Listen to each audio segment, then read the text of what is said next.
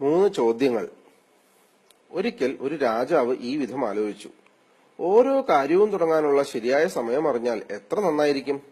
ആരുടെയൊക്കെ അഭിപ്രായങ്ങൾ ശ്രദ്ധിക്കണം, ആരെയൊക്കെ ഒഴിവാക്കണം എന്നീ കാര്യങ്ങൾ അറിഞ്ഞിരിക്കുന്നതും നല്ലത് തന്നെ. നാം ചെയ്യേണ്ട ഏറ്റവും പ്രധാനപ്പെട്ട കാര്യം ഏതെന്ന് അറിഞ്ഞിരിക്കേണ്ടതും ഏറ്റെടുക്കുന്ന ചുമതലയിൽ തോൽവി പറ്റാതിരിക്കാൻ ആവശ്യമാണ്. തനിക്ക് തോന്നിയ ഇക്കാര്യം രാജാവ് രാജ്യമെങ്ങും വിളംബരം ചെയ്തു. തിരുമനസ്സിലെ 3 ചോദ്യങ്ങൾക്കും തക്കതായ ഉത്തരം പറഞ്ഞു കൊടുക്കുന്നവർക്ക് തിരുമനസ്സുകൊണ്ട് വിലപ്പെട്ട സമ്മാനം നൽകുന്നതായിരിക്കും. ചോദ്യം 1. ഓരോ പ്രവൃത്തി ചെയ്യുന്നതിനുള്ള ശരിയായ സമയമേത്? 2. ഏറ്റവും പ്രധാനപ്പെട്ട ആളുകൾ ആരൊക്കെ? 3. ചെയ്യേണ്ട ഏറ്റവും പ്രധാന കൃത്യം ഏതെന്ന് എങ്ങനെ അറിയുവാൻ കഴിയും? വിളംബരമനുസരിച്ച് രാജ്യത്തിന്റെ നാനാഭാഗങ്ങളിൽ നിന്നും പണ്ഡിതന്മാർ വന്നു ചേർന്നു. പല പ്രകാരത്തിലുള്ളതായിരുന്നു രാജാവിന്റെ 3 ചോദ്യങ്ങൾക്കുമുള്ള അവരുടെ ഉത്തരങ്ങൾ. ഒരു ഉത്തരവും രാജാവിന് സമ്മതമായില്ല. അതിനാൽ ആർക്കും സമ്മാനം നൽകിയില്ല. തന്റെ ചോദ്യങ്ങൾക്ക് ഉത്തരം അറിയണമെന്ന് രാജാവിന് നിർബന്ധമായിരുന്നു. അതിനാൽ വലിയ ജ്ഞാനി എന്ന് പേരുകെട്ട ഒരു സന്യാസിയെ ചെന്ന് കാണാൻ രാജാവ് നിശ്ചയിച്ചു. ഒരു വനത്തിലാണ് ഈ സന്യാസി പാർത്തിരുന്നത്. അവിടം വിട്ട് അദ്ദേഹം എങ്ങും പോയിരുന്നില്ല.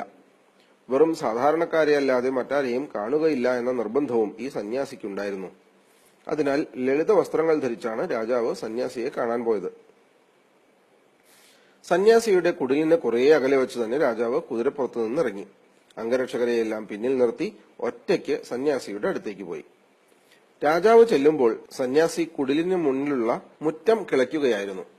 രാജാവിനെ കണ്ടപ്പോൾ സന്യാസി സ്വാഗതവാക്കുകൾ പറഞ്ഞു. പിന്നെ ചെയ്തുകൊണ്ടിരുന്ന ജോലി തുടരുകയും ചെയ്തു. സന്യാസി മെലിഞ്ഞ് ക്ഷീണിച്ചിരുന്നു. തൂമ്പ ഓരോ പ്രാവശ്യം വെട്ടുമ്പോഴും അല്പം മണ്ണേ ഇളകിയിരുന്നുള്ളൂ. അപ്പോഴൊക്കെ വല്ലാതെ കിതയ്ക്കുകയും ചെയ്തിരുന്നു. രാജാവ് സന്യാസിയുടെ അടുത്ത് ചെന്ന് പറഞ്ഞു, ജ്ഞാനിയായ മഹർഷേ, ഞാൻ വന്നത് എന്റെ 3 ചോദ്യങ്ങൾക്ക് ഉത്തരം കിട്ടാനാണ്. ഇവയാണ് ചോദ്യങ്ങൾ. 1. തക്ക സമയത്ത് ശരിയായി കാര്യങ്ങൾ നടത്തുവാൻ എനിക്ക് എങ്ങനെ കഴിയും? 2. എനിക്ക് ഏറ്റവും അത്യാവശ്യമുള്ളവർ ആരൊക്കെ? അതിനാൽ മറ്റുള്ളവരെ അപേക്ഷിച്ച് ഞാൻ ഏറ്റവും കൂടുതൽ ശ്രദ്ധിക്കേണ്ടത് ആരെയൊക്കെ? 3. ഞാൻ ഒന്നാമതായി ശ്രദ്ധിക്കേണ്ട ഏറ്റവും പ്രധാനപ്പെട്ട കാര്യങ്ങൾ ഏവ? രാജാവ് പറഞ്ഞതൊക്കെ സന്യാസി കേട്ടു. എന്നാൽ ഉത്തരമൊന്നും പറഞ്ഞില്ല. അദ്ദേഹം കൈവെള്ളയിൽ ഒന്ന് തുപ്പിയിട്ട് തന്റെ ജോലി തുടർന്നു. അപ്പോൾ രാജാവ് പറഞ്ഞു, അങ്ങ് ക്ഷീണിച്ചുവല്ലോ, തൂമ്പ ഇങ്ങ് തരൂ, അങ്ങേക്ക് വേണ്ടി ഞാൻ അല്പം കിളയ്ക്കാം. സന്യാസി: ഉപകാരം. സന്യാസി തൂമ്പ രാജാവിന്റെ കയ്യിൽ കൊടുത്തു. പിന്നെ നിലത്തിരുന്നു. 2 തടങ്ങൾ ഉണ്ടാക്കിയിട്ട് രാജാവ് ജോലി നിർത്തുകയും സന്യാസിയുടെ നേരെ തിരിഞ്ഞ് തന്റെ 3 ചോദ്യങ്ങളും ആവർത്തിക്കുകയും ചെയ്തു. അപ്പോഴും സന്യാസി ഉത്തരം പറഞ്ഞില്ല. എഴുന്നേറ്റ് തൂമ്പയ്ക്ക് വേണ്ടി കൈകൾ നീട്ടി. എന്നിട്ട് പറഞ്ഞു, ഇനി അല്പം വിശ്രമിക്കൂ, കുറച്ച് ഞാൻ കിളയ്ക്കട്ടെ. എന്നാൽ രാജാവ് തൂമ്പ കൊടുത്തില്ല. കിള തുടർന്നു. 1 മണിക്കൂർ കഴിഞ്ഞു. വീണ്ടും 1 മണിക്കൂർ. സൂര്യൻ മരങ്ങൾക്ക് പിന്നിൽ താഴാൻ തുടങ്ങി. രാജാവ് തൂമ്പ നിലത്തിടിച്ചു. പിന്നെ പറഞ്ഞു, ജ്ഞാനിയായ മഹർഷേ, എന്റെ ചോദ്യങ്ങൾക്ക് ഉത്തരം അറിയാനാണ് ഞാൻ അങ്ങയുടെ അടുത്ത് വന്നത്. അങ്ങേക്ക് ഉത്തരം പറയാൻ കഴിയില്ലെങ്കിൽ അക്കാര്യം പറയൂ, ഞാൻ തിരിച്ചുപോയിക്കൊള്ളാം.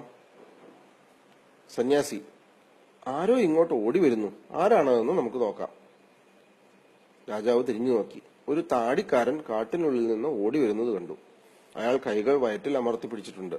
കൈകൾക്ക് താഴെ നിന്ന് രക്തം ഒഴുകിക്കൊണ്ടിരുന്നു. രാജാവിന്റെ അടുത്തെത്തിയപ്പോൾ അയാൾ ബോധം കെട്ടു വീണു. അയാൾ നേരിയ ദീന ശബ്ദം പുറപ്പെടുവിച്ചുകൊണ്ടിരുന്നു. രാജാവും സന്യാസിയും ചേർന്ന് ആ മനുഷ്യന്റെ ഉടുപ്പഴിച്ചു. വയറ്റിൽ വലിയ ഒരു മുറിവ് കാണാനുണ്ട്. തന്നാലാവും വിധം രാജാവ് ആ വ്രണം കഴുകി വൃത്തിയാക്കി. പിന്നെ തന്റെ കൈലേസും സന്യാസി കൊടുത്ത ടവലും കൊണ്ട് ആ വ്രണം കെട്ടി. എന്നിട്ടും രക്തമൊഴുക്ക് നിന്നില്ല.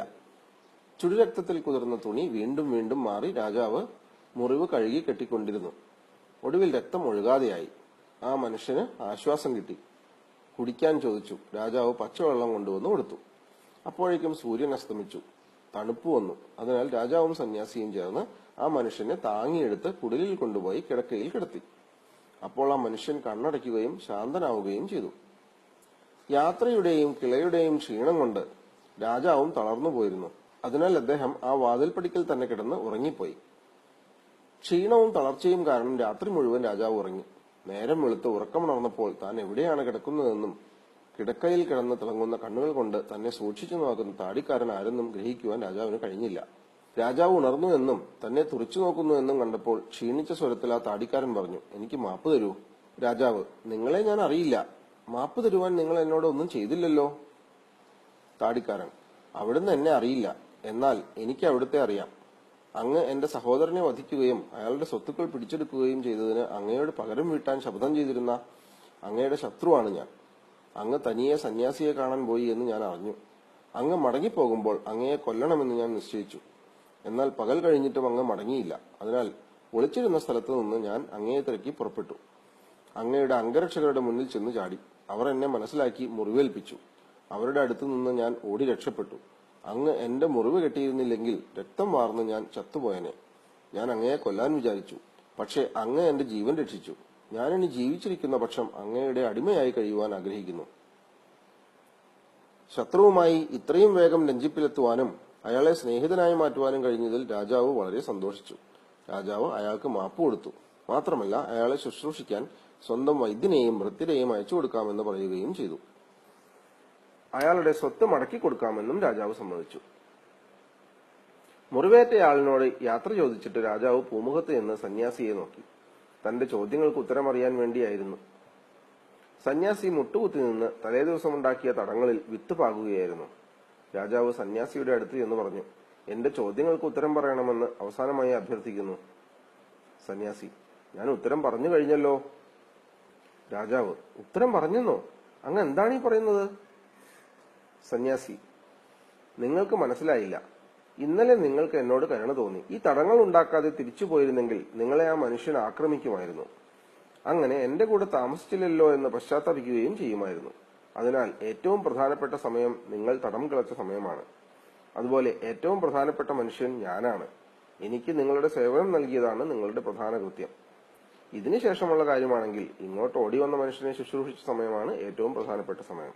എന്തെന്നാൽ ആ മുറിവ് നിങ്ങൾ വെച്ചു കെട്ടിയിരുന്നില്ലെങ്കിൽ നിങ്ങളുമായി സമാധാനമുണ്ടാക്കാൻ കഴിയാതെ അയാൾ മരിച്ചു പോകുമായിരുന്നു.